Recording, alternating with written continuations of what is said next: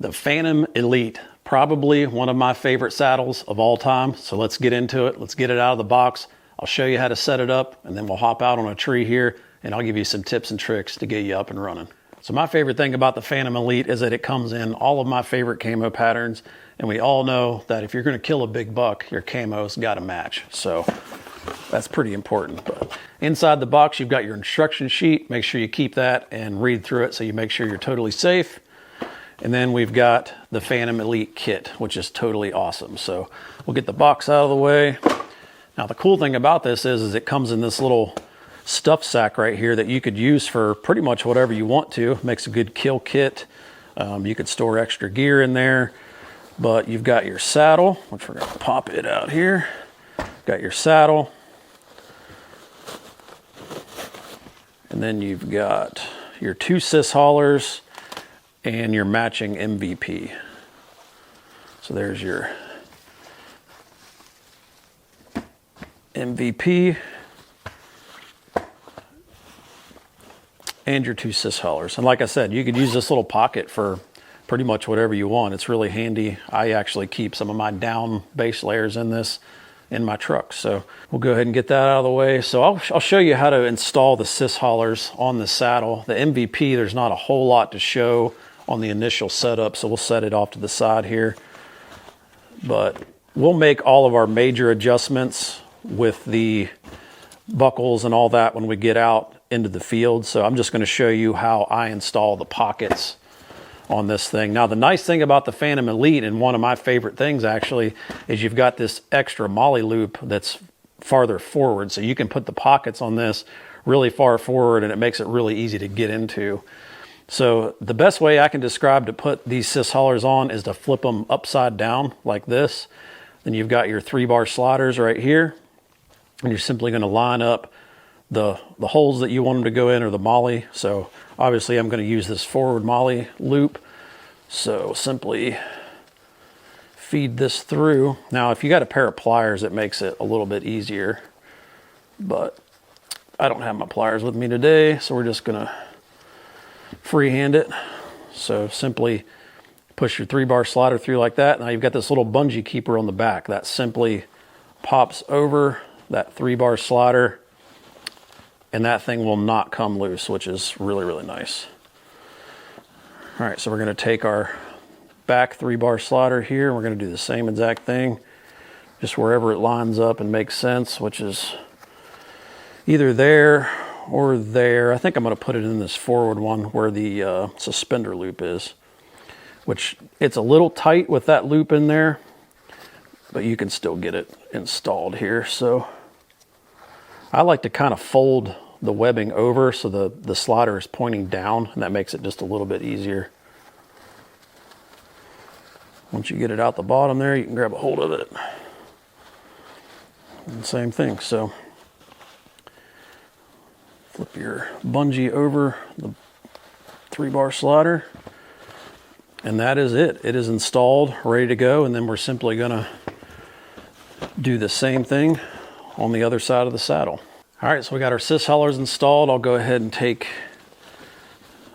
the MVP and simply put it down in the pocket here. Another thing to point out here that's cool about these cis haulers is it's got this little key clip on the inside that's right here on this top loop, so you can clip your keys or whatever to that so you don't lose them while you're out in the field.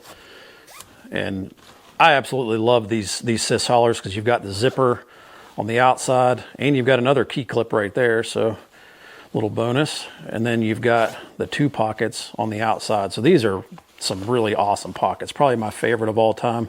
And they have a bit of a rigid frame in the top of them to keep them open. So if you don't want to cinch this down and you want quick access to this as a dump pocket or something like that, you can simply fold in the top just like that. It'll stay open just like that, so you can dump stuff in and out while you're in the tree. So we're gonna go ahead and take the Phantom Elite outside. I'm gonna show you how to get all the buckles adjusted, all your excess webbing and all that, and we'll get you up and running. All right, so we got our Phantom Elite here. I'm gonna show you how to manage all the buckles, get it adjusted, and get you up and running in your brand new saddle. So we'll go ahead and undo the waist buckle And what I like to do, instead of trying to step through the saddle with my big old feet, is I'll take and just simply throw it over my head like this. And that way you don't have to step through it with muddy boots on. But we're gonna go ahead and do the waist buckle first. Now this is way too big for me. So with this Freedom belt, I'm gonna simply grab it and kind of pull it off to the left. That way I got some room to tighten it down.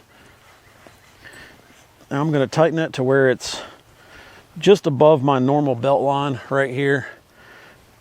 And it's snug, but not too tight. So now I'm gonna take all this extra webbing. Now, if you're a guy my size and you don't anticipate, really bulking up during cold weather, I would take and probably cut some of this webbing off. That's just a lot of extra webbing. But if you wanna keep it on there, the best way to do is to simply roll it inward like this. And we're gonna roll it all the way down to the saddle. And like I said, this is a lot of extra webbing and you don't need to keep that much. But now that we've got that rolled down, we're simply gonna slide the webbing keeper over top of it. And that's pretty much where it's gonna stay right there. I probably will not have to adjust that. Okay, from there, I'm gonna reach down between my legs. I'm gonna pull up the leg buckles. Now these are side specific. You want the hook to point down. So this is gonna be my left. And this is going to be my right. So I'm going to go ahead and install that into this orange loop right here. It simply slides in just like that. Then we're going to do the same on the other side. And now I'm going to go ahead and tighten these down just barely snug. I don't want them to be super tight. Tighten this one down. Same deal with this one. We're going to take the webbing. We're going to roll it inward. Just like this. Once you get that in place, simply slide your webbing keeper over top. Just like that. Same with this side.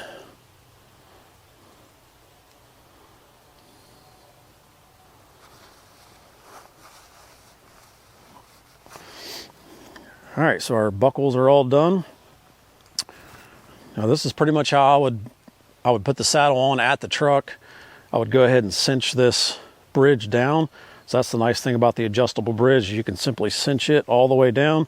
Now you can either stick it in your sys hauler on this side, you can wrap it around the sys hauler, stick your tag in the pocket. But what I like to do is I'll run this tail end around my back and then just simply tuck it in right there.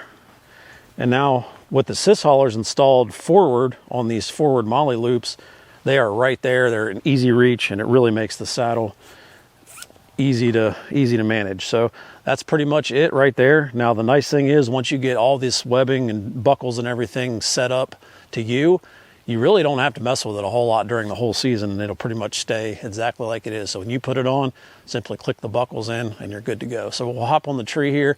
I'll give you some tips and tricks to get you up and running in your brand new Phantom Elite.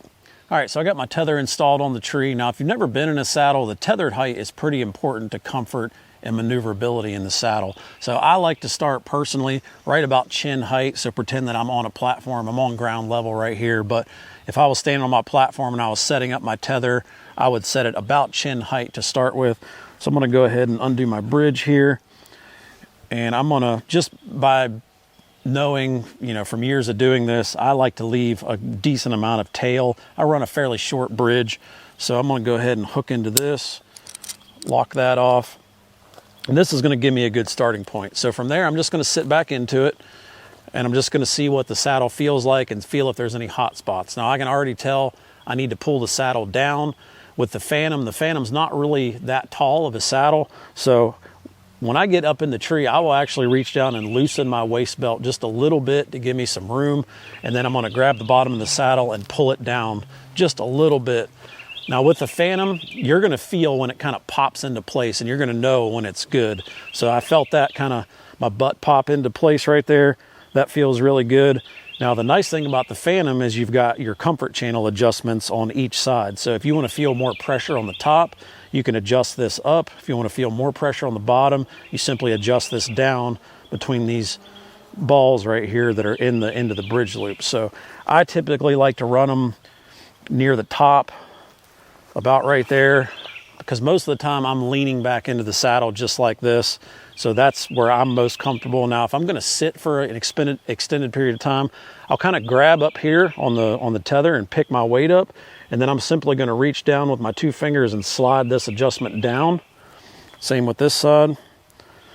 And I'm only adjusting it down 1 spot. And then that's going to be more comfortable and put more pressure on the bottom, which is going to make more of like a more cupped feeling underneath your butt. So if I'm going to put my knees into the tree for an extended period of time, I'll adjust that down. So that's the nice thing about the Phantom, is you can adjust this on the fly. And if you're on a long hunt, it's nice to change it up every now and then. But from there, you can make many different adjustments. You can loosen this up a little bit. You can run a high tether. Now with a high tether, you're more apt to feel more pressure on your hips, I feel like, just because of the angle. Now I'm going to lengthen my bridge all the way out, run this up. So that's a really high tether and a really long bridge. Now the benefit of this, and I actually will do this during gun season, I can maneuver around the tree a long way. Like I can literally walk almost all the way around the tree. So if I want to use this tree as a rest for my rifle, I can do that. And I can walk way around the tree. As you can see, I can easily cover 360 degrees. No problem at all.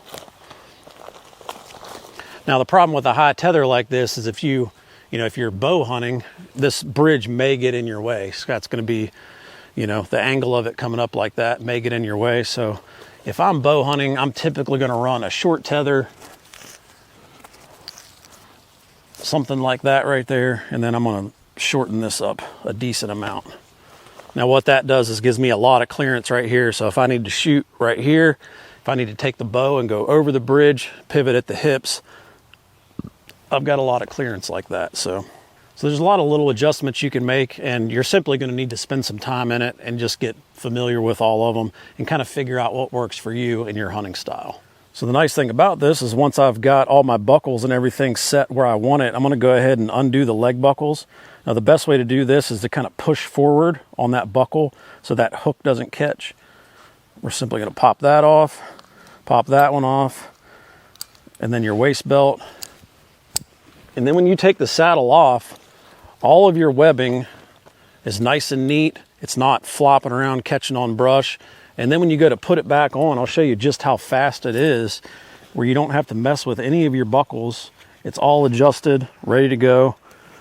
Once you get your waist belt on,